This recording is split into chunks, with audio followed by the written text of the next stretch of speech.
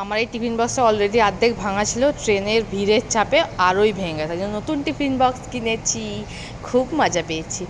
এই tiffin box একই কালারে নিয়েছি, বাট একটু এবার থেকে বড় নিয়েছি আর একটু হার্ডিও নিয়েছি। অ্যান্ড তারপরে আরও কিছু জিনিস নিলাম, ডিমার্ট গেছিলাম, ডিমার্ট থেকে জিনিসগুলো নিয়েছি। এগুলো কলের মুখে লাগায় যাতে ছেঁকে জল বেরোয়। আমি এটা সবসময় লাগিয়ে থাকি, যেহেতু আমার চুল অলরেডি খারাপ, তাই আমি একদম রিস্ক নিই না।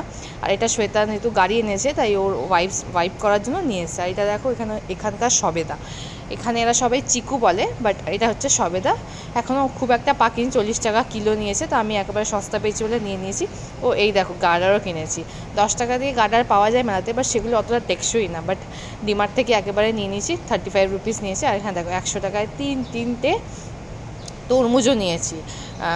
যেহেতু সস্তায় পাওয়া যায়, আর যার দোকান থেকে নিই সেও বাঙালি। আর এখানে একটা বাটিও নিয়েছি, রোজ দই পাতবো। তোমরা সবাই জানো যে ট্যাঙ্কিতে জল ছিল না, পরিষ্কার করা হচ্ছে, তাই এইগুলো ধোবো বলে একটা কোনায়